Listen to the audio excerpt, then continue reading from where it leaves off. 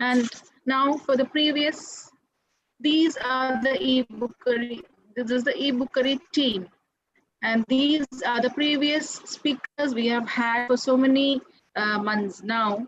And it's my privilege. These are the books that have been reviewed, and these are the people who reviewed the books for the last 30 chapters so far. So that means 2 speakers each day, means 60 speakers we have had so far, and it was an incredible journey. And I'm glad to be very happy to be part of the e-bookery show.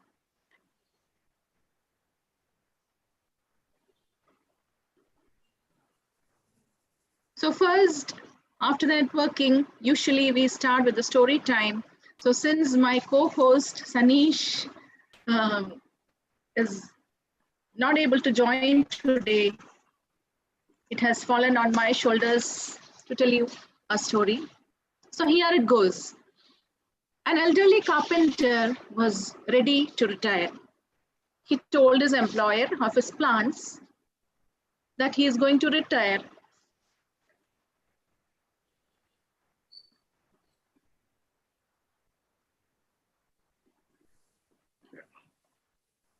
And to leave the house building business all of a sudden, and to have a more leisurely life with his family. So his boss was very much disappointed, as the carpenter has been a loyal and diligent worker for so many years. So he was sad for him to see him go. So he asked the last favor, requesting the carpenter that whether he could build just one more house before retiring. The carpenter said, yes, of course, but his heart was not in his work. He resorted to shoddy workmanship and used very, very inferior materials. It was an unfortunate way to end a dedicated career. So when he finished the work, his boss came to inspect the house. He handed over the key to the carpenter, saying, this is your house, my gift to you. Imagine the shock that the carpenter had. What a shame, he thought. If he had only known he was building his own house, he could have done it all very, very differently. Now he had to live in a home he had built not too well. So this is the case with all of us. We are all in the process of building our lives. Do we go about with intelligence, diligence in our work, or do we slack? Do we go about working with passion, or no, not with caring? Do we things with excellence and take pride in our work? What we put into our lives, what we feed our bodies, and what we feed our minds are also factors that affect the type of life we build. We shouldn't get into situations when you become influenced by wrong values. If you are not happy with your life, it is perhaps a consequence of what you have been building over the years. So build your life wisely. So here again,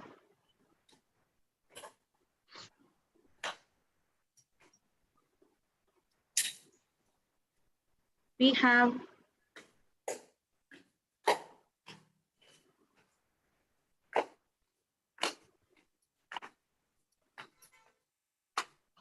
this is a protocol, this is a schedule we are following each week. And today we have 2 powerful speakers again. And over to you, Anil Thomas, for introducing the speaker 1 today. Anil, please. Thank you, Sindhu. That was a wonderful job, although you took it in the last minute. Can you please remove the slide? Yes. Okay.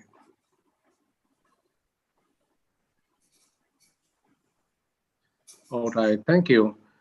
Very good evening, friends, well-wishers, book lovers, speakers, and authors. Thank you for making this session possible. We have 2 great books to unfold on eBookery platform on this day. Power of Awareness. Originally published in 1952, The Power of Awareness is one of the most important and influential books ever written on the power of human thought. Born in 1905 in Barbados in the British West Indies, Neville Goddard traveled to America in 1922 to study theater and found work as a dancer with the touring company. When touring England with his dance troupe, he met a Scot man who introduced him to metaphysics and theories on the power of the mind. Let me introduce Kavita Ramchand from beautiful island of Mauritius. Kavita is an international speaker, manager at Island Kids, Mauritius, and life success coach. Friends, help me in welcoming Kavita to review this compelling book onto eBookery platform.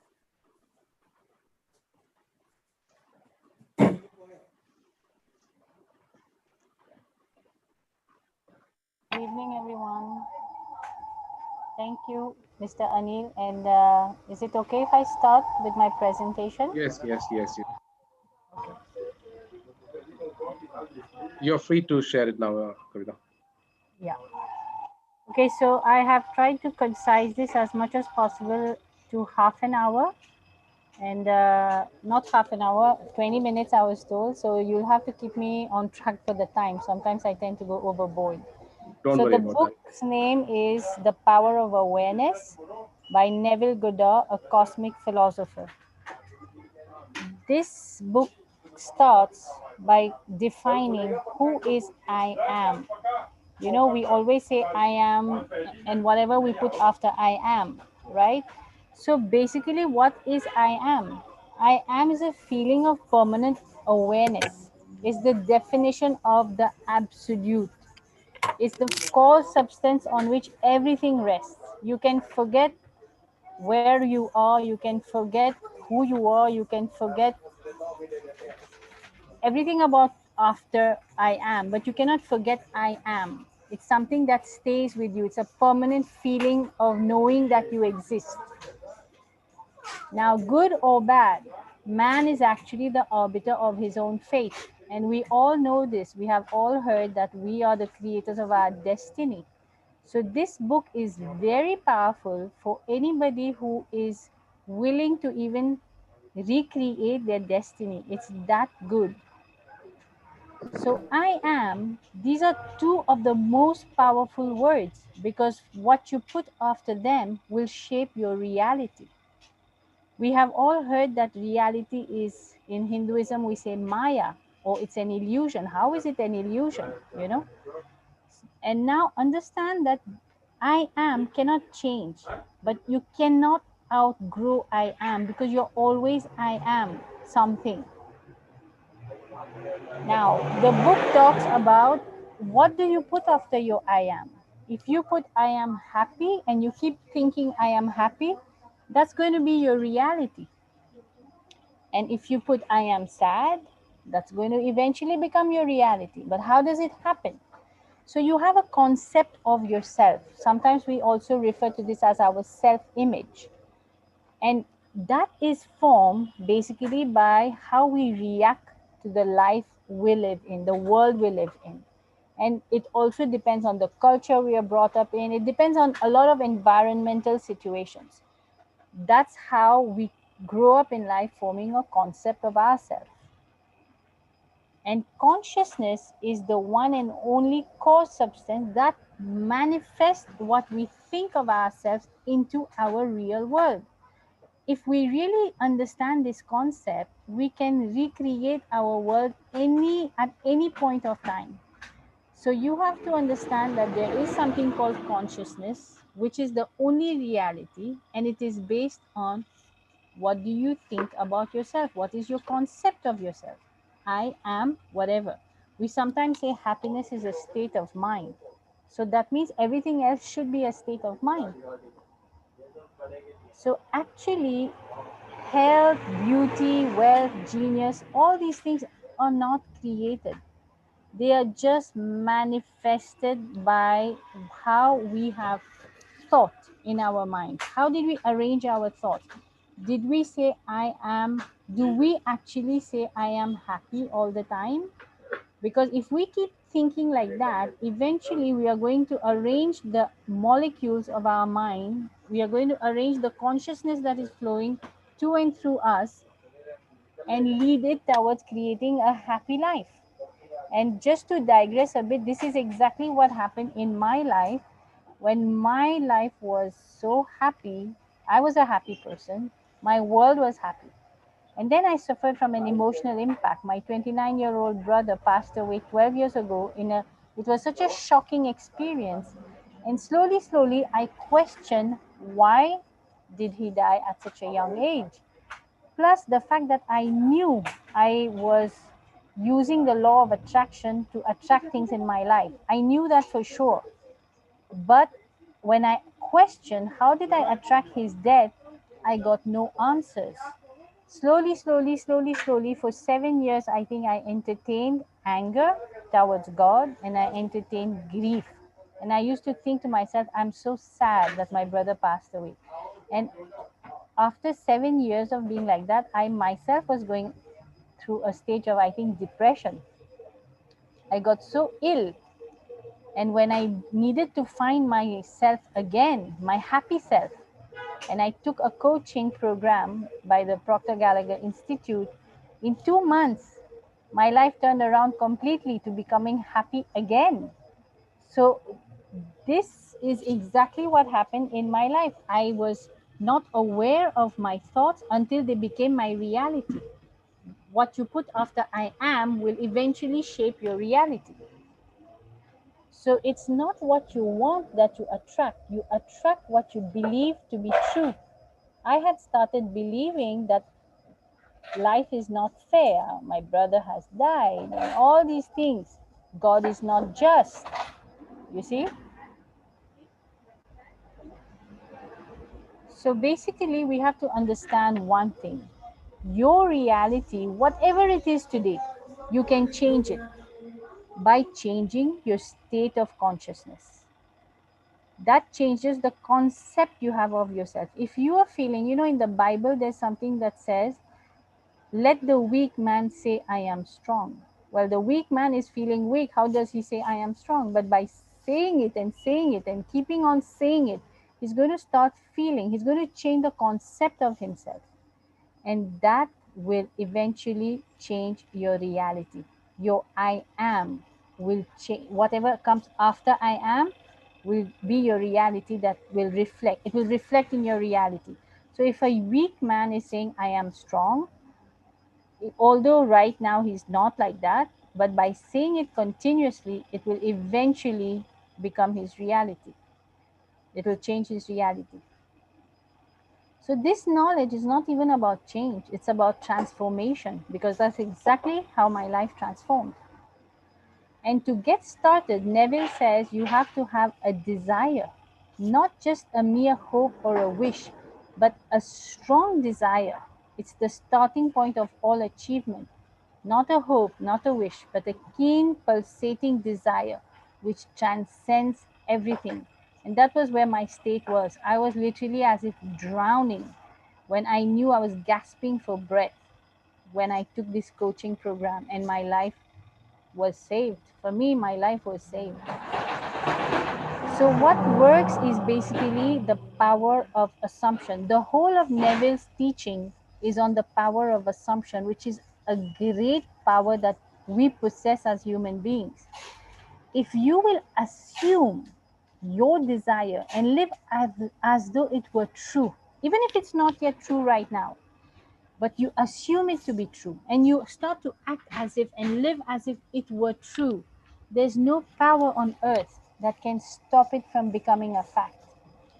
This is today the basis of metaphysics, the science of metaphysics, and even quantum physics.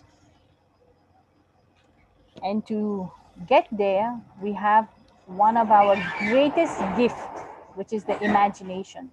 It is the very gateway of reality. It's a very unfortunate thing that in our society today, our imagination is not given much of importance. In fact, when children go to school, the first thing they are told if they are daydreaming is to stop dreaming, whereas that's what we should be doing. The great achievers in this world have been great dreamers. And not only the imagination, because your imagination can go wild thinking of all kinds of things, but the great secret is a controlled imagination and a well sustained attention, firmly and repeatedly focused on the subject to be accomplished. So you have to have a laser sharp focus on what do you want to create in your reality. Where attention goes, energy goes, and that thing will grow.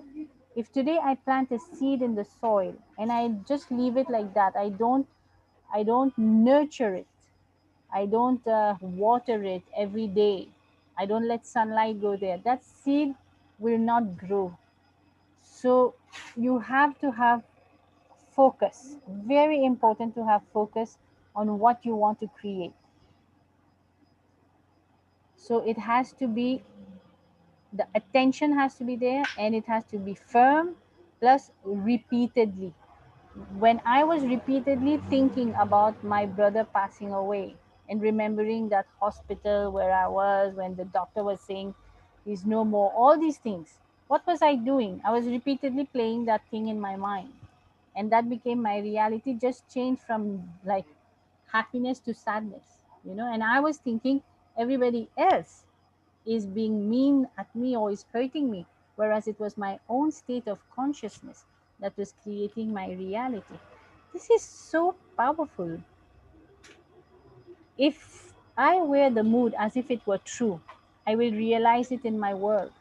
So, your attitude towards yourself is the prerequisite to a changed reality. That's why, if you hear Earl Nightingale, who's one of the great uh, teachers, mentors, he's a mentor of Bob Proctor. He said this. He said that attitude is the magic word. My world has changed like magic. And we have an inner conversation going on in our minds. If you change that conversation that is going on inside, that has already become like on autopilot, going on and on, you know. But if you just take conscious control and change it, you will start to see your reality change. And the following chapter he talks about is renunciation, which means when you start to change again and you start to take control of your mind again, the world will not let you change so easily, because you see, once you have adopted a certain reality and you're trying to change that reality will not let you change. Like, I remember when was told that you need to focus on you first. You cannot make anybody happy until you are not happy. So for the first time in my life, at the age of 42, I took a look at me, and I took a look at how to make myself happy first, because you cannot give what you don't have. I was depleted. Battery was going on 10, not even 10%, less. So I had to make me the priority of my life. And when you are not used to that, when you're so used to keeping everybody else, like, as a woman, I think we are trained in the Hindu culture to see our husbands, our parents as our fathers. When I was a young girl, like, we see our mothers subjected to them, like the man is the dominating person in the house. So when I decided to take charge of my happiness first, the first objection I had was from my husband, because he was like, "You're becoming selfish." So I had to learn to let it ride. Don't resist, don't persist, because what you persist will persevere. You see? So I had to, they could not understand what I was going through. I could not explain.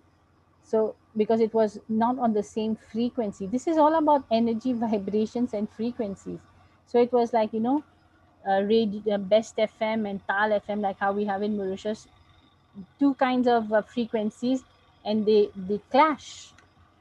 So you just have to let your reality be, understanding that it's been created You cannot change it from there, but you can change the dialogue that is going on inside your mind. It's basically going on between your mind and your heart.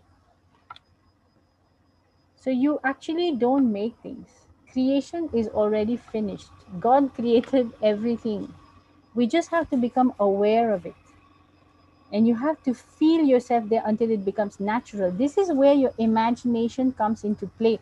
You have to imagine the life you want to live as if it were already done. How would you feel? I know I was very aware that I was using the law of attraction. I remember telling one of my cousins once, if you want to buy a Mercedes, no, a BMW he wanted, just see yourself driving the car, feel it, go to the showroom, look at the car, test drive it.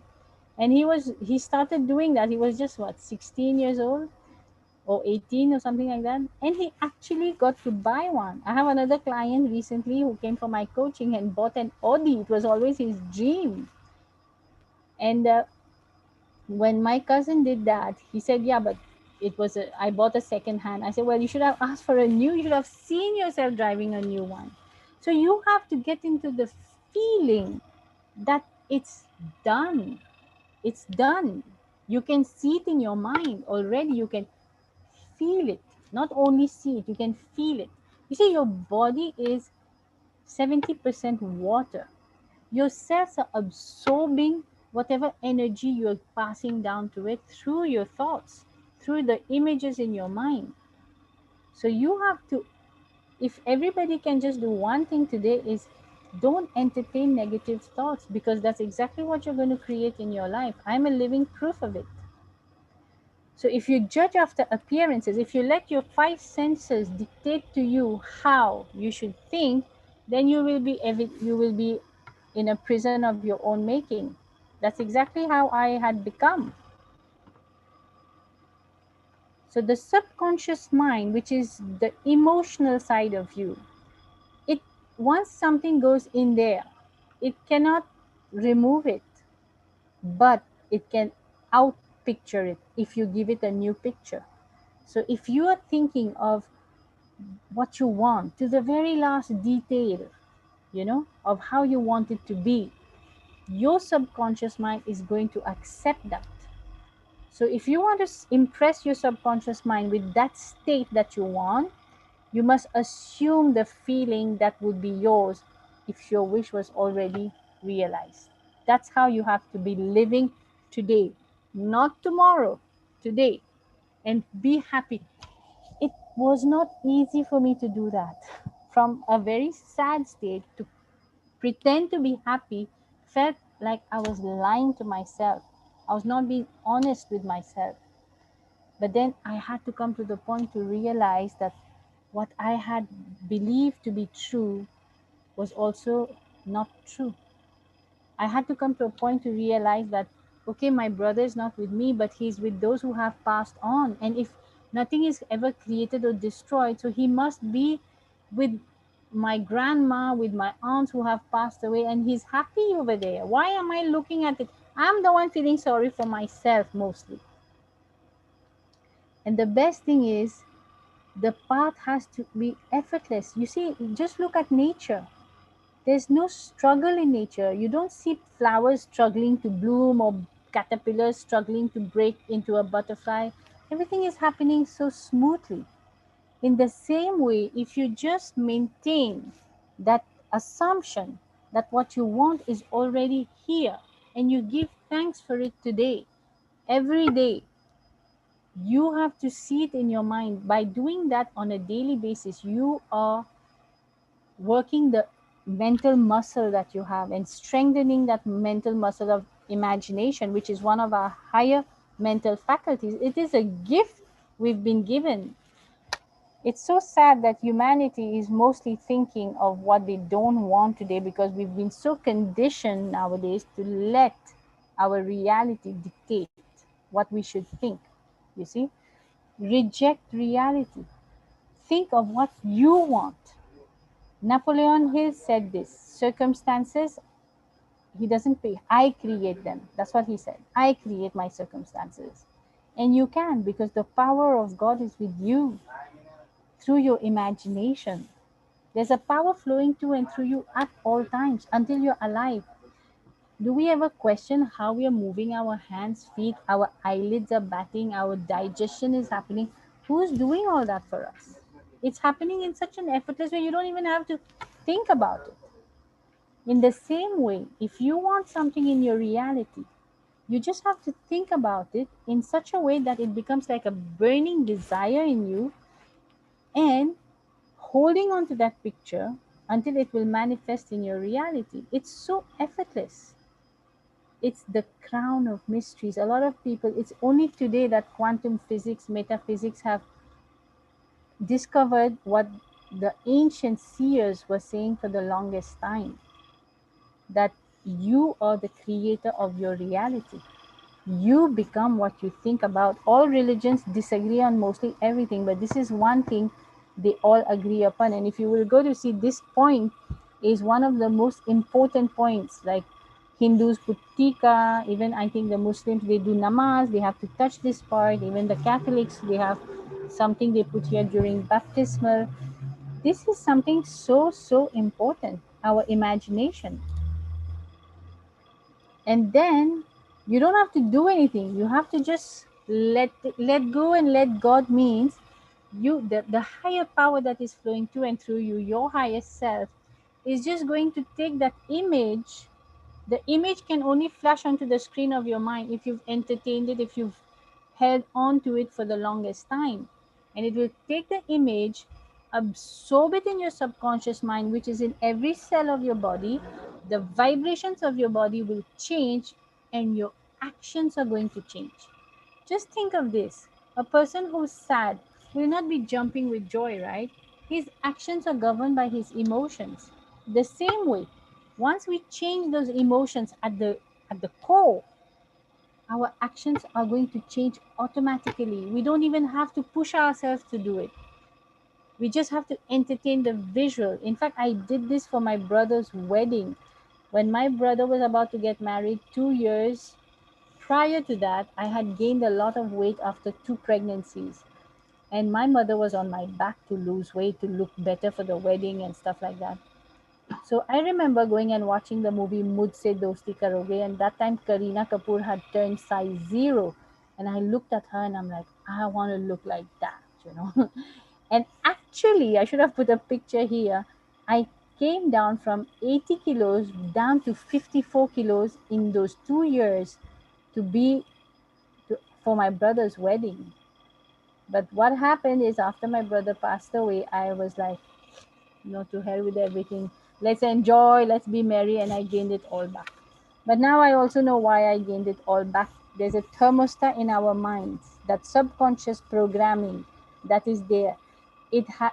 The habit of it is to go and look for things you've lost. And if you think you've lost weight, you'll get it back. That's why people go on diets, they try to lose weight, but they don't get it on a permanent basis, because we didn't go to the root cause of results, which is the state desired at a root level. To We don't know how we did it, you see.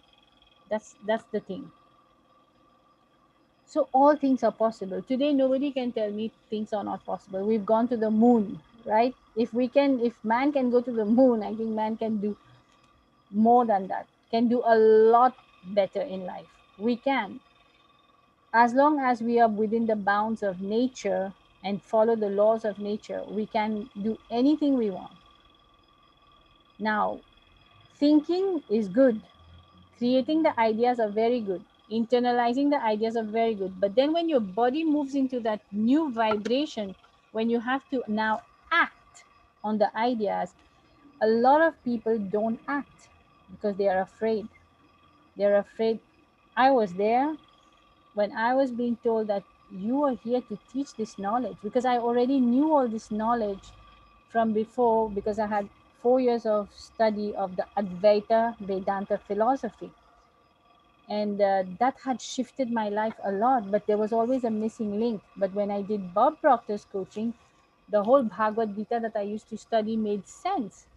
And then my mentors were telling me, you should teach this. I was like, no, I have my business. I cannot leave my business. This, so they were telling me, well, you should leave your business and start this coaching. The first day I had to tell this to my husband, I couldn't speak.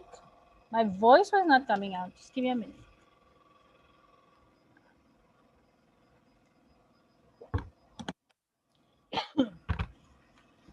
I was so afraid. I was already thinking he will give me a divorce. I was so afraid. But then I did it. It took me a while. I had to face a lot of fear, but I was able to do it. I launched a coaching institution in Mauritius. I did everything it needed for me to do to be able to start coaching people. So these are the three main things you have to remember. First, you have to have the desire, which a lot of people sadly have been conditioned not to have. You know, when we say have a desire for something, say you're being so materialistic. I was there because after studying the uh, sorry, Advaita Vedanta, I came to a point where we should not have desires. We should not. When I came to Mauritius, after marriage, I had moved to the Philippines for 8 years. When I came back, we launched this baby shops in Mauritius. And I was like, why are customers coming? Why are they buying things? You know, I was in that state, like, you know, wearing all long kurtis, and like, you know, I'm become a sant, like that type, you know, like a monk. But then I realized if you don't have a desire, you're not going anywhere. You're just going to start going backwards in life. And physical immobility. You don't even need to do anything. You just need to hold on to the picture of your desire as if it's already done. You have to see it in your mind. And the assumption of the wish already fulfilled. You have to act as if it's fulfilled. You're happy. You have to act like that. Assumptions become facts. That's and the feeling is the great secret. If you're just thinking it on an intellectual level, nothing is going to change. It has to come down to your emotional mind, where your emotional intelligence is. And it has to seep into every cell of your body. You have to, because until and unless it doesn't, your body will not move into action to create the fact into your life. Even your actions are going to be effortless, governed. And when we talk about righteousness versus sin, sin is when you're not living your desire, but you're living the desire of X, Y, Z in your life, who's telling you you should do this and you should do that, and dictating terms to you. So it is the consciousness, the feeling of already being the person you want to be, of already having the thing you desire, not other people desire for you. That is righteousness. If you're living somebody else's dream, you're not being righteous. And your free will lies only in choosing the ideas you want to experience. What ideas you want to think? What do you desire? That's all where your free will lies. But whatever you think about, that you have free will. But the consequences of your thoughts and desires, that will be by law, by the law of attraction. But when you're thinking, that's why you should be very mindful of the ideas that you choose to entertain. And persistence. It is not enough to feel yourself into the state of the answered prayer. You must persist in that state. I cannot tell you how important this is, because one advice I give to all my students is never, ever give up. You know, when you start, a lot of people, they start doing this, and then, because I told you, you have to hold on to the image, but reality will try to pull you back to see reality. I've been greatly tested. I won't lie to you. I've had so many things come my way to test whether I was really worthy of coaching.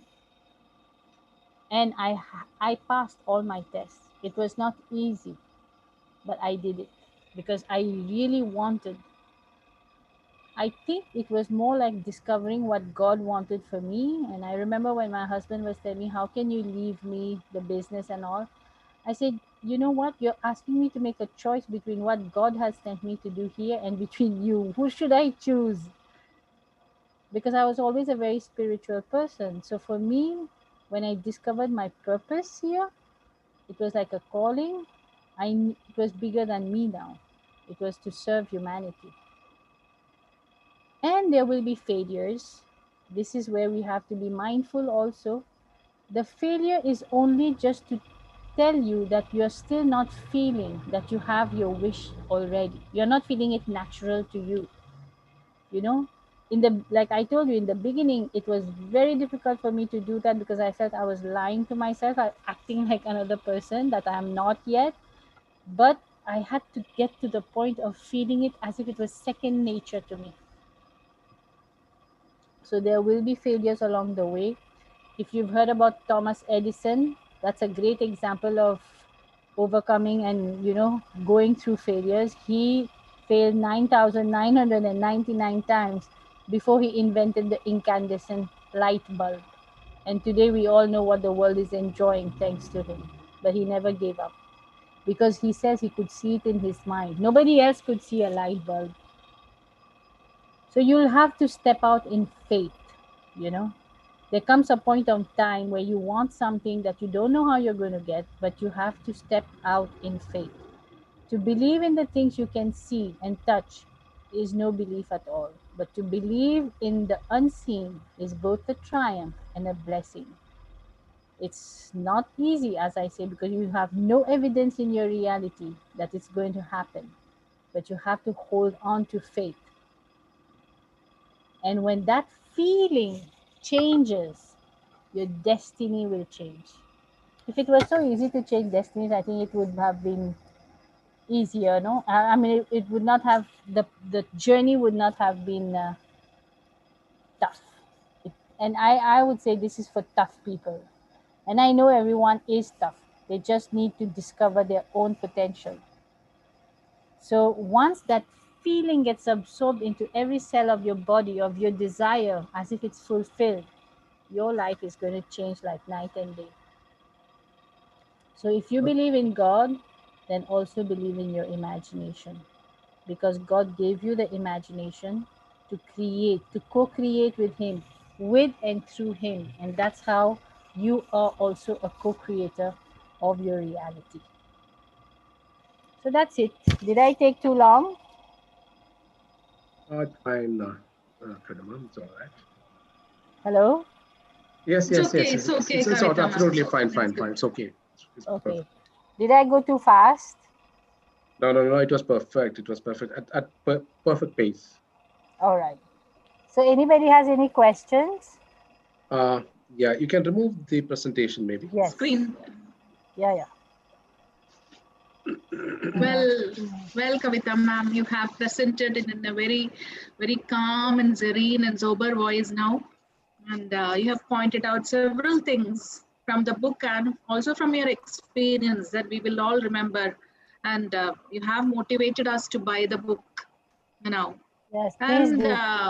I hope we all have heard of the story of an elephant who was tied with the same rope as it was tied when it was small. And the Baby, elephant yeah. was conditioned to believe that it couldn't move. So, yes, of course, we have to let go of our limited beliefs to achieve the ultimate success now. And anybody else, at least we can have one insight into the book so that, and after that, we can move to the Yeah, second speaker and then later we can come back. perfect. Please, anyone? Uh, I would like to share something. Kavita ma'am, I really loved your session. It was so powerful and so inspiring. And even I understand that power comes from adversity, and whatever you've gone through was like a blessing to you in disguise, so that you can empower many people with your knowledge, with your newfound, counseling techniques. And it is so true that we create our reality through creative visualization, which is a gift of God. And I firmly believe, as ma'am, you are a principal, that we should at least have one moral science class every day in the morning to give the right values, to give this what the world is needing right now, than going into just maths, physics, science, Hindi, and all that subjects. Because moral education is very, very important, where every day you touch upon these topics so that children can improve their lives. Thank you so much. I totally agree with this. Totally agree. It should be brought into our education system. Yeah. That is, I think, so the need of the hour. Yes, it is. I did not mention this, but it took 3 emotional impacts for me to change, because the second one was when I came back to Mauritius and I put my kids in the government system schooling. I had to pull them both out in 2 months because they were traumatized, and I had to put them to private schooling after that. And I had said something in a moment of anger that time, that one day I'm going to become the prime minister of this country and change the whole education system. And I don't know, maybe one day I will. It's very important. Very. Yeah, that's even I'm trying to bring this awareness to principals, as I have also given my services as a principal earlier. So I have few friends and I'm trying to create this awareness that please, please, please introduce one moral science class in your school every day to improve the quality of life of your students and your nation as well. Very Nowadays, true. it is termed as value education class and not moral science classes. It is a part of Whatever, the but system now. recently as my kids are Value also studying, education. yeah, as my kids are also studying here in India, I find no value education class. Okay, So okay. Here that in might be Kerala. added. That might be added. Okay, let's Okay, move on yes, to the next please. speak. Then we'll Next take the speaker. reviews at the end. Anil, Yeah. please. Yeah. I'm Yes. sorry, Over but to you, I'll have Anil. to take your leave if that's okay. Yes, I have Kavita ma'am, another meeting. you're Yeah. absolutely free to move on. Yeah, I mean, I know you're Oh, very busy. Yes. yes, I have some Thank you appointments. for coming. Yes, I will speak to Thank you. you. All right. Bye bye, everybody, and all the best to all of you. Bye. Thank you. Thank you very much. And yeah, once again, a number of books are written on this subject of law of attraction. Ask and it is given, The Secret Law of Attraction, Wealth Beyond Reason Handbook, The Power of Intention, The Science of Getting Rich. There are a lot of books on the law of attraction. Now, the second point that I wanted to actually point it out is the life is life really fair? Since the social life is not really fair, why we go on pretending it is fair? And I heard this from my immediate boss some years back. Life is never fair. Second book for this week is The Leader Who Had No Title, authored by Robin Sharma. And you will learn from this book few points like how to work with influence people, like powerful people, powerful managers, superstars, and a method to recognize and then seize opportunities in times of deep change like one we are now into. An instant strategy to build a great team and become a merchant of wow with your customers. Let me introduce my second speaker for the day and for this week. Nahid Khan, people development consultant, master NLP practitioner, mindset coach, inspirational speaker, the one and only Nahid Khan. Welcome on board of Bookery, Nahid. Thank you, Anil. Thank you so much for having me here. Good to be back again after the empowerment talks. So yeah, it's nice to see everybody. And thank you for the introduction. I'll quickly jump into it because anyways, we've been quite delayed. So if you could please share, I could share my screen.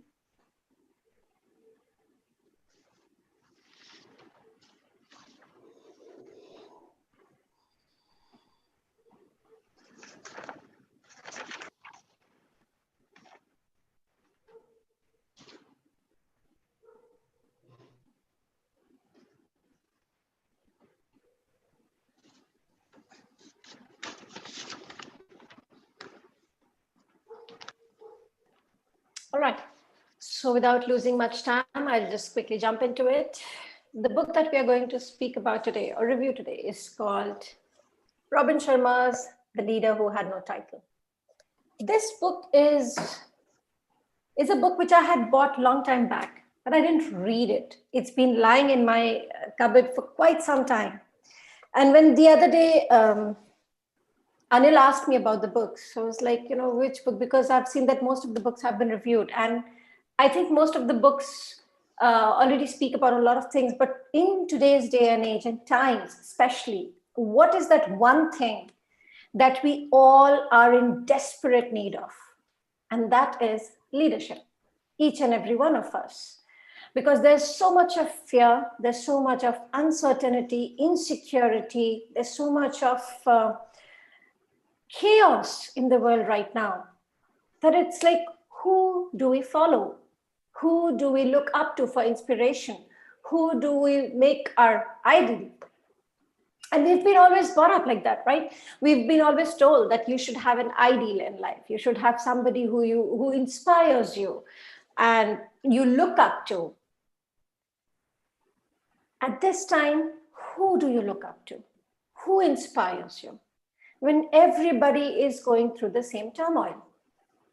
And this is where what I have been teaching for the last 18 years, which is personal leadership. And just when I read this book, it was all in this book. And I was like, this is the best book to give out to all of you at this moment. It's not a very thick book, quite easy to read, quite easy to finish. And it's written in a very nice story format, but it leaves you with huge, huge lessons, and especially in today's day and time. So what is it all about? In one word, if I were to describe what this book is about to you, it's about personal leadership. It's about that one leader which is there inside all of us. You know, we search for heroes when the hero is right here. It's you. Look into the mirror. You are your own hero. There's so much that's there in your life, whether it has been 30 years of your life, 40 years of your life, whatever you've lived through, you've gone through, you've grown through. There's so much in your life that we have, but we don't know how to take the lessons from there, because we always look for someone who can inspire us. We don't ever consider that all that inspiration that we need is right here. It's right within us. So that's one reason why I would recommend going through this book today with you. This book starts with a very, very crude sentence, and it says, we are all born genius, but sadly, most of us die amidst mediocrity. Nobody would like to associate themselves with this. Nobody would like to see the mirror and say that I'm a mediocre person. I mean, that if somebody says, means I have no self-respect. I have very low self-esteem. My confidence is absolutely on the ground. Accepting that to somebody else will not be anybody's desired intention. But look into the mirror and tell me if you have recognized that genius which is there inside you. And that genius that we're talking about does not only mean about becoming the next Einstein or the next Elon Musk or the Bill Gates of this world. It's not at all that. The genius that we're talking about is the hero. Every one of us, we are born same, but we are different. There is this one thing which makes us stand out, which makes us different. How do you identify that one thing? There are lots of ways to do it. But the fact is, if you do get to that one thing that makes you the genius, you have your inspiration, you have your aspiration, you have your ideal, and you have your hero. So without ado, I'd like to go forward and tell you what this book will give you, because this book is a very, very powerful tool to empower the leader inside us, all of us. This book it brings out 4 major themes. Okay, the first is you don't need a title to be a leader. And this is something which I just don't believe in, but without actually knowing it, I've been doing it for the last 18 years. When I started my career, actually before that, when I started my higher education, I did not wait for anybody to come and, guide me. I followed my dreams. I followed my aspirations. And in doing that, I broke a lot of swords had limitations which were there as per the society, as per the traditions, as per religion, as per family. A lot of that. I led myself to my aspirations, to my dreams. And that is something which, when you read this book, it is, as I said, in a story format. So it's based on a fictitious character, Blake Davis. Blake Davis, who goes and joins the army and is sent to Iraq, and he goes through all the atrocities. But this book is not to do with anything about the war. It tells you about what Blake did after he came back from the war, after he was asked, he had to leave the army because his service was complete. His life was completely empty. In the army, he had people who were telling him what to do. There was a goal, there were missions, there were projects. Once out of the army, he had nothing, no aspirations, there was no goals. He was lost. So he goes and takes up a job in a bookstore. And from there, he meets different mentors who leave him with different life lessons. And the first one being this: you don't need a title to lead. We all have a leader inside us. We have led ourselves through adversities, through hardships, through difficult times, through successes, through failures. We just don't realize it because we are so focused on what the other is doing. We don't look at our own accomplishments. Kavita said about her life's journey. And if you see, she led herself through those adversities. She went through that. That is leadership. When you lead yourself through hardships and you come out with those learnings, empowered, a better you, and she found the genius which was within her. She completely shifted her life, gave her life a 360-degree turn. She left her business, she started something completely different. That's because she realized the genius which was within there. And she didn't have a title when she decided to do all of that. So when we see in organizations, this is not my job. This is not in my KRA. Why should I do this? We usually hear this from our team members, even sometimes from ourselves. But the fact is, why do we wait to be given a job, to be given a responsibility? When I work with organizations, this is the first thing that I work with when we are doing leadership development, and that is accountability. And it is not just being accountable to the job, it is being accountable to yourself. If you have it in you to give something and create something, why do you stop yourself? Just because there is no title associated with it, it is not in your position, you are not given the responsibility. Why wait for someone else to give it to you? Why not take it up yourself? So don't wait for a title. Don't wait to be given a position to become a leader. We all are leaders. None of us, even when we are following, we are still leading ourselves to follow. We all are leaders. So shifting this mindset that I am not a leader just because I don't have a position or title or a brand or a label, that is the first step to identifying your personal leadership. This concept, Robin Sharma defines it very nicely and puts it in a small package. There are four themes in this book, and then I will leave you with 4 learnings from each theme. The first learning, which is personal leadership or self-leadership, and this, just to sum it up, the synonym is image. Now, what does image stand for? I, innovation. How do you become a leader who's without the title? So how do you bring your leadership out? Start looking around you. Start looking at opportunities. Every problem comes with an opportunity. How do you identify that opportunity? Look for opportunities. And don't just wait to be given the structure in which you can perform. Become innovative. Look for places where you can create, where you can contribute. M, mastery. Don't be a jack of all and master of none. Know everything, but know one thing which you know the best. Become the best in that one particular thing. Keep your focus laser sharp on that one thing. In that one particular thing, become the expert, become the master. Have an awareness and knowledge about everything else, but become known for one thing. That's the way in which you can bring out your leadership, become the leader without even having ever been given a position. Because when it comes to this particular subject, topic, oh, this person is an expert. That should be the concept. Authenticity. Please be yourself. Do not try to impress others or please others, because when you do that, you are lying to yourself, number one. Number two, when you do that, you're making yourself weak. And number three, there will be no trust that you will be building with people if you're not authentic.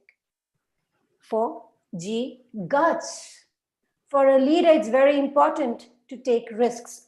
But when I say risks, it is not taking risks without even thinking of the consequences. Please be aware of the consequences. Be aware, but don't let the consequences stop you. When you become aware, you know, if I do this, this is what may happen. So I am going to be careful, but I am still going to go out there and do it. I will do it in the best of the way so that I'm safe and the people around me and associated with me are safe. But I will do it. Have that courage. It's very important. If a leader doesn't have courage, he can never be authentic. To be authentic, courage is very important. And of course, E, ethics. I don't think I need to say anything on ethics, because if you're not ethical, if you're cheating anybody else, the first person that you cheat yourself. So it's just absolutely everything falls like a house of cards if there is no authenticity and ethics, morals. And we just spoke about, you can look around what's happening in the world where leaders who have not been ethical, what they have created, where they have led the world to, and what's happening because of their leadership. So being ethical is one of the foundation building blocks of leadership. So when we are talking about personal leadership, this is a very, very small and crisp technique of how you can build your own leadership style. Just focus on image. Moving on to the second theme, turbulent times build great leaders. We just had a very good example with Kavita giving her own story here.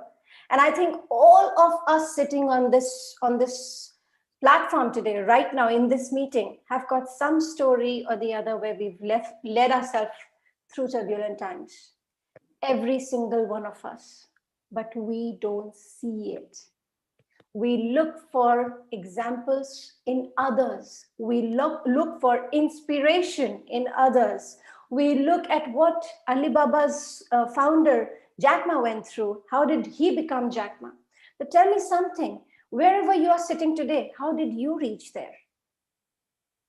Have you not gone through difficult times or tough times in your life? Didn't you have hardships in your life?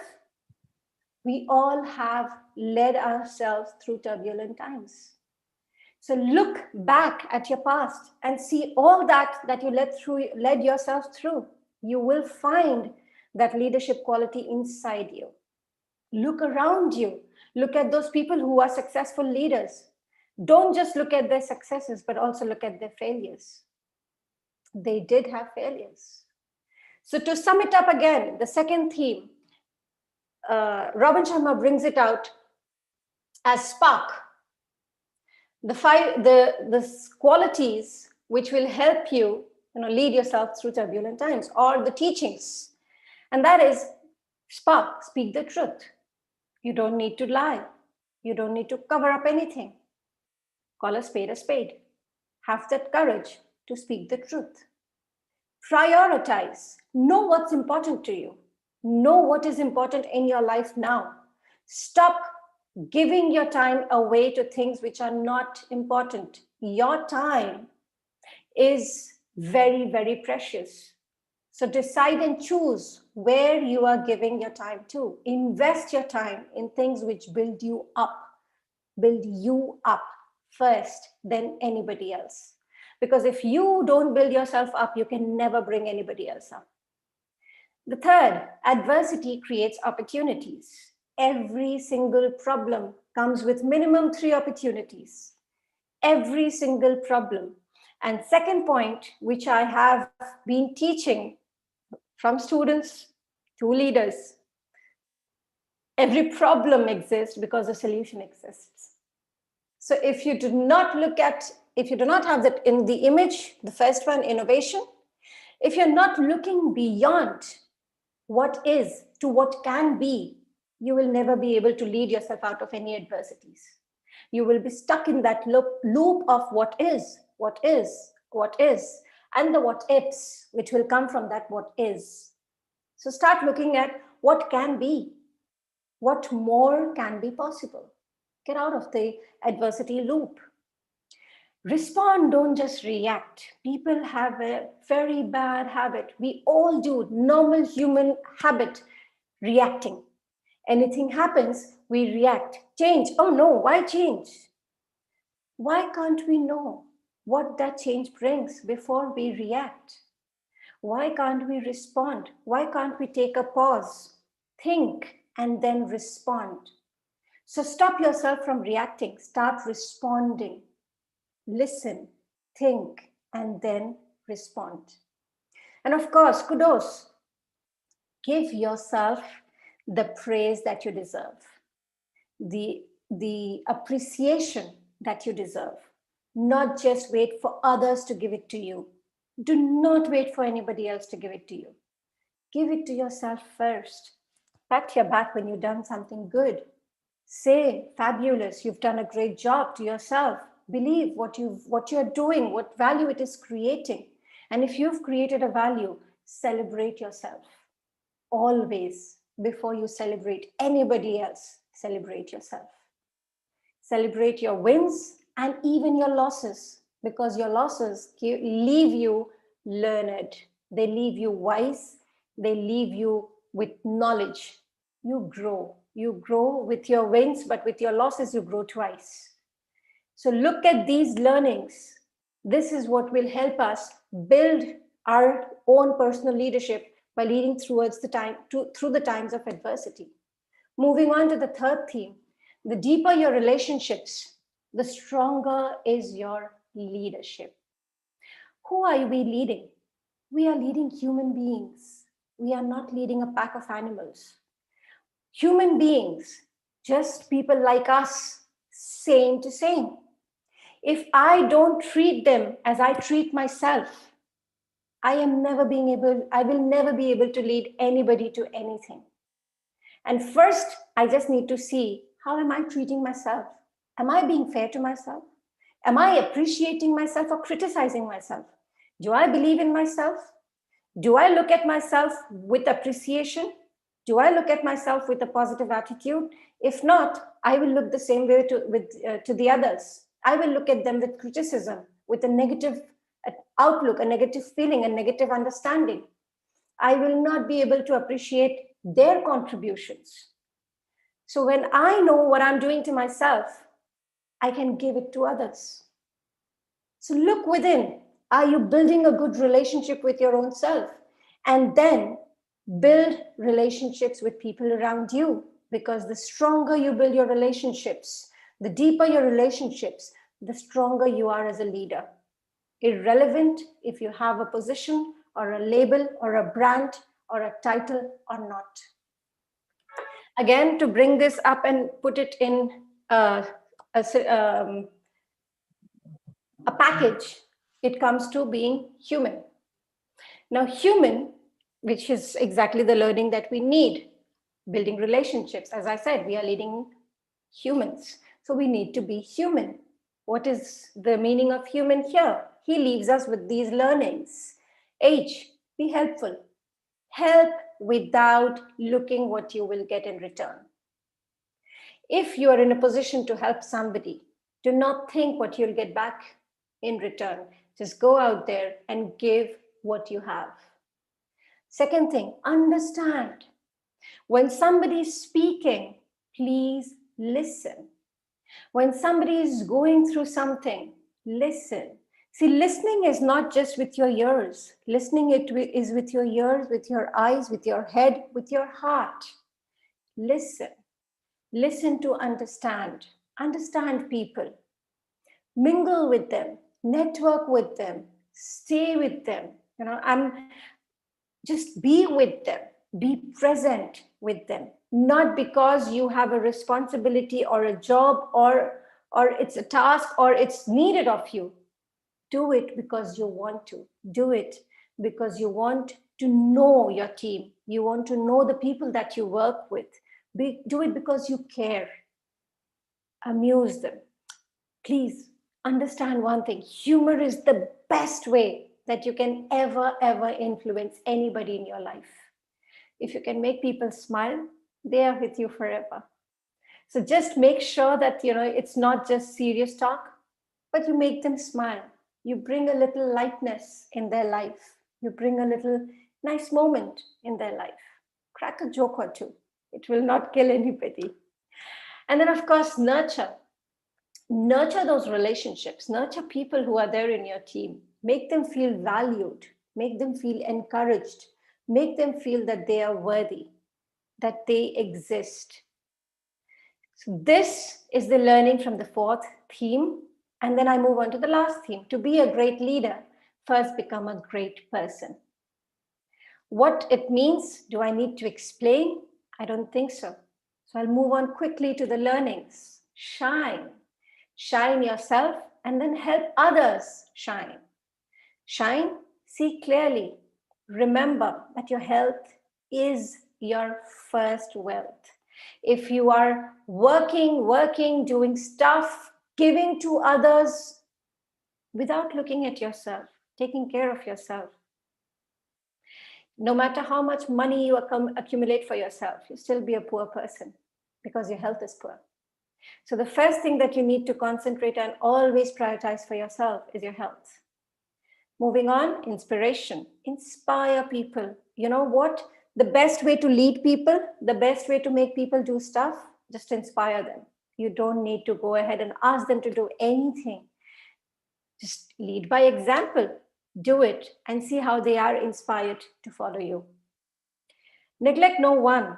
Now, when I say this, I just wrote it like this. The reason, because when I say neglect no one, people usually feel that it's still with the team. Move out. You have a family. You have a wife or a husband. You have kids. You have parents. You have siblings. You have people who love you, who care for you. Now, remember one thing, if your personal life is empty, your professional life can never be successful. So when you are talking of professional success, always remember that your personal life has a part to play in it. So remember that they are important. Don't neglect your time with those people who love you and mean something to you in your life. Elevate your lifestyle. Well, you are better than who you are. So stop thinking of what you don't have and start looking at all that you have. The best way to do this, gratitude.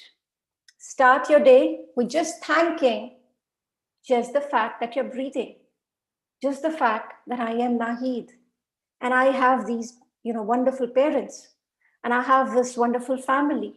I have a beautiful house. I can see clearly. I can look around. I can appreciate the beauty that is around me. Appreciate the people, the fact that I can speak, I have a voice. The fact that I can hear, there are people who can't hear. There are people who can't see. There are people who can't speak. We have so much to be grateful for. What are we looking at? What are we expressing our gratitude for? Do we express the gratitude for the fact that we have 5 fingers? There are people who don't have limbs. The fact that we can walk, there are people who are unable to do that. Make a list of those things that you are grateful for, that you are blessed with. Forget about looking at others. Look at yourself. You're so wealthy. So wealthy. Start looking at yourself with that wealth in your eyes and start seeing your wealth in life grow. Because the more you focus, what you focus on grows in your life. Elevate your lifestyle. Start focusing on all the wealth that you're blessed with. So coming to a closure, these are the 4 themes that this book is based on, that this book brings out, of how we can identify that leader who's there within us and how we can develop that leader who's there within us, so that no matter what position you're put in, you lead. No matter which position, which situation in life you are in, you lead, because the leader is right there within you. I had other stuff, but I can see the paucity of time, so I'm going to stop here, and I will open the forum to any questions that you would like to have or you'd like to put across here. Thank you.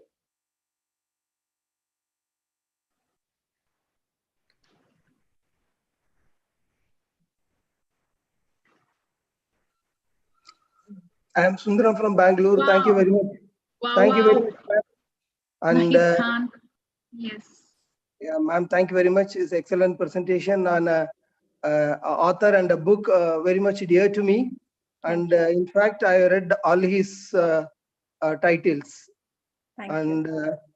I use predominantly authors like Simon Sinek and also Robin Sharma in my corporate training programs. Excellent. Thanks for the presentation. My And pleasure. author and the title very dear to me. Thanks a lot. Thank you. Amazing, amazing review, Nahid Khan. Very powerfully, very energetically presented review of a great book. And while you were speaking itself, we all could feel that you believe actually in the book, and that energy was transferred to us. We are truly inspired, and lots of acronyms to like human, image, shine, etc. Thank you for that amazing review. Of course, self-motivation is the greatest motivation we all should have. Yep. And over to others, please. Rajamani sir, are you here?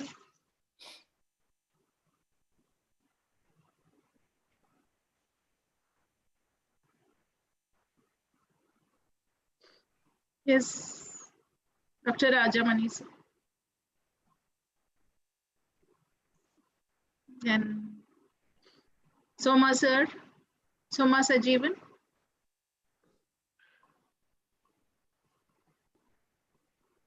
Hello? Yes. Yes, sir. Yes, sir. Go Yes, ahead. please.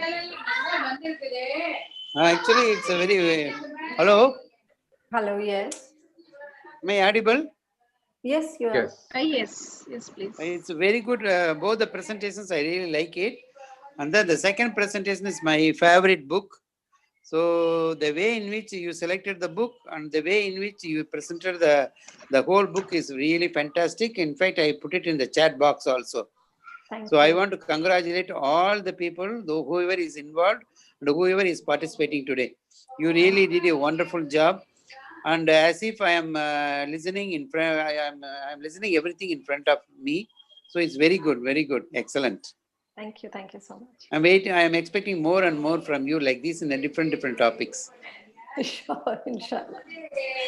Thank you. Okay, thank you, ma'am. Teacher sir, you always give your insight about every book in every episode. Major Narayanan sir, please. Major Narayanan is walking encyclopedia. Yes. Thank you for the offer. Thank you for the nice words. I thoroughly enjoyed. In fact, 4 reviews, I should say. You'll be wondering how come we discussed only 2 books. Just before the start of this, I had the fortune of attending 2 phenomenal book reviews organized by Dr. N.C. Rajamani, a part of our own ilk. It is the Tamil book review, and the transition had happened so seamlessly. The first speaker, Kavita, though she's not here, she raised a lot of hackles in her mind, especially Neville Goddard is supposed to be the forerunner of all self-help books. And I can always recall the words of Harvey T. Aker. Watch your thoughts. Where your thought goes, attention goes, energy flows, and results show. Neville Goddard was very powerful in his writing. He had a lot of forethought in predicting what the future is going to be. And he had a lot of snippets and wisdom, which have been very tightly packed in his book. And I should thank Kavita for having brought it in a form of a very simple and very easily understandable format. Thank you, Kavita. Anil may kindly pass on our good wishes to Kavita. And coming to Nahid Khan, she's no stranger to the Empowerment Talk community or to the 5 AM club. Power-packed session, I should say. You captured the sum and substance of Robin Sharma and also went beyond by bringing in your own experiences, your own enriching experiences, I should say, because the review is not actually recounting what has been said in the book. You'll have to add something from your own side. That is what makes it meaningful. Otherwise, everybody can read any book.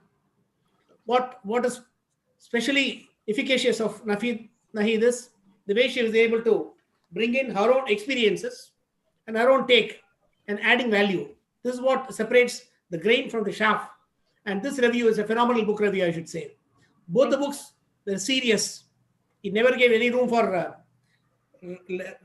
that is reducing our tonality or seeing right, left, and center. You'll have to be focused. Otherwise, you'll miss a very, very vital message. And even if one message is lost, you're down by a few notches in your evolution of life. Powerful session, I should say.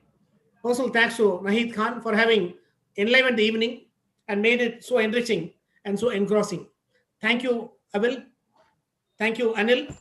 And also Sindhu Balagopal for leading us so seamlessly week after week, month after month, review after review. So okay, so kind of you. Thank you. Thank you, sir. Now, anyone else, please? Let's take a few more because we have still 4 or 5 minutes. Maybe Ankit or maybe Aruna ma'am. We can take a few more. Jayashree, yes, Jayashree is also there on. Please unmute. And Sapna ma'am is also there, I think. Sapna. Yeah.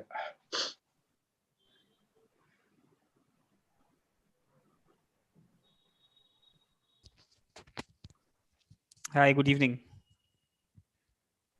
Hi, Ankit. Hi. So kudos, Naid. Wonderful job done. I mean, it was a pleasure listening to you.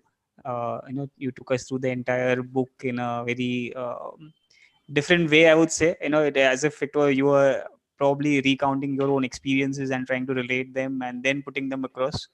So I guess after Major speaks, nobody has much to say. So nothing more to add, but yeah, it was lovely, taking us through the book, and it's a self-help book, right? I'm finally at the end of the day, unless and until you pick it up and do it on your own, it's not going to really help.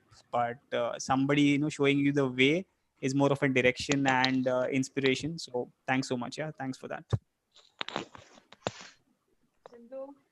Yes, Sapna. Very much. Thank you so much. And let me start from the very beginning that your startup was the energetic startup that you have given us. It's not audible, Sapna. Please, can you raise your voice? I mean, volume. Can you listen now? Can you hear now? Yes. Yeah, okay. Let me start up from the very beginning, Sindhu. Your energetic startup is the one which motivated both our speakers. Okay, and thank you so much for that. And Kavita and Nahid both have been so good in their narration and explaining how the book and what is inside the book. And it is totally, absolutely. And person like me, today I was having a very bad day. In fact, Nahid had inspired me and energized me that I'm right now going to go and sit and write a story. Awesome. That much it was, Nahid, and it was totally, absolutely inspiring and energy. The way Robin Sharma's books are definitely energetic, but the way you narrated it, the way your facial expressions, the way you each time you waved your hair back, and the way you have actually given us so much of an energy. I feel like really going and standing in front of a mirror and claiming to myself that I am good in my work. And thank you so much. And definitely, Sindhu, your energy is the one which motivated both our speakers. Thank you so much. Automatically, that energy comes when you are into this e-bookery, when you come mingling with all sorts of people like this. Automatically, that energy comes within you. Truly inspired, yes, Nahid Khan. Yeah. Thank you. Yeah, so truly, it was Nahid's speech, especially Nahid's speech was truly inspiring. Thank you so much, Nahid, for that energy. My pleasure. My pleasure. It's very nice session, Nahid. Thank you, Aruna. Yeah, it's so inspiring. Please can you show your face? We would like to see you, your smiling face. Aruna, ma'am. And it's like sometimes we don't realize we are going through like that situation where we have to come out. So it is much more like reflecting ourselves, like it's inspiring that you see that where you are missing something, missing some steps or something. So it's really, really great. Both the sessions are really great and nice. Very, very inspiring. Thank you so much. The forum itself, yeah. Thank you.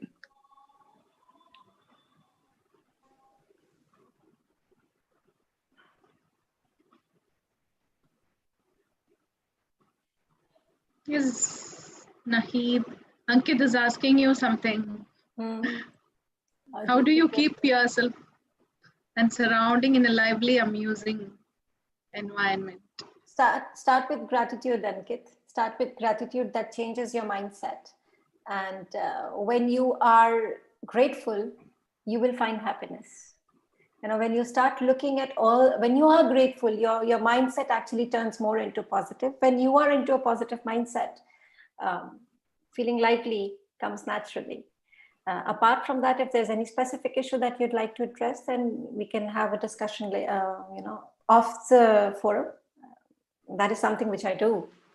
It's very interesting when you understand how the mind works. It's like, as Kavita had very nicely said, that where you focus your attention, your energy flows. So if your attention is focused on those negative stuff, how do you focus it on lively stuff or positive stuff? It's very simple, very, very simple. And that's what I do, actually. I change your focus. So yeah.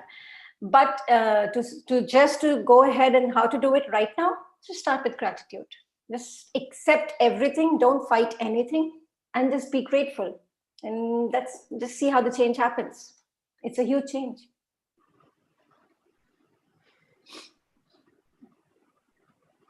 My pleasure.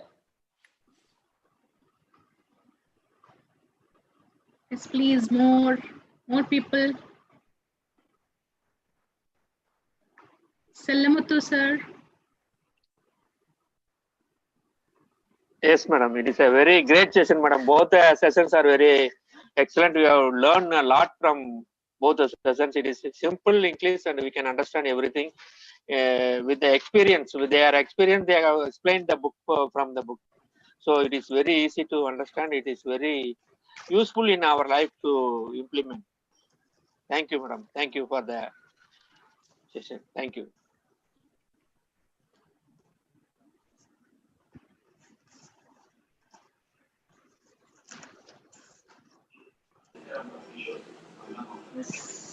Is it time to wind up? If there are no one else. Maybe you can ask. Anyone else? Yes, please. Maybe you can ask Nahid her experience on our platform. Yes. Yes. Before winding up, I just wanted to ask Sindhu. I want to ask one question to Nadine. When I was doing my studies, my professor used to tell me the leader who doesn't do anything, but he gets name for everything. The leader who doesn't do anything, but he gets name for everything. Yeah.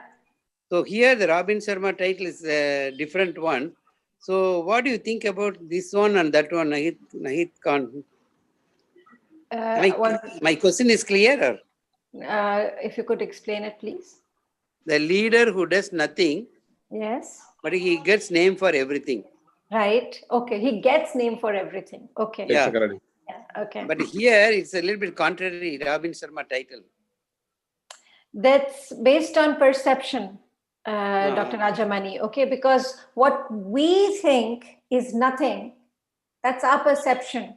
What the other person has done for us, his actions or whatever they have done may be nothing, but for them, it may be something which, and especially when it is an unconscious competence that we are talking about, it is so effortless that you feel that I am not doing anything. And the others will also see, oh, what is he doing? He's just lying down, chilling out, and he just comes and works for 2 hours and he gets all the credit. But in those 2 hours, what that person has done We may have worked for 1 week and not done it. And that is the reason why I started the session and I said that everyone is born with a genius, but sadly, most of us die amidst mediocrity because we keep searching for that, exactly, Ankit, Johari window, that which is not known to us, not known to others. Where that is what in NLP we call the unconscious competence. Things which comes effortlessly to us, things which we do, and when somebody asks, how did you do it? And we're like, I don't know, I just did it. Now that is what your genius is. Not everybody is able to find that, but those people who have found that and they know how to apply it, they are the ones who create, they are the ones who innovate, they are the ones who invent, they are the ones who may just be doing something and not doing anything. If I look at Elon Musk, I feel he does nothing. He's just got a very good bunch of amazing gifted people who are working with him. But the fact is that if Elon Musk didn't have the vision, all these gifted people would have been not being able to contribute. So he does, what we may think, there are two types of things. One is physical labor, one is mental labor. The mental labor we feel is nothing, but the fact is that we need a combination of both. If we just have somebody who's very hardworking and doesn't know how to think, then they are just following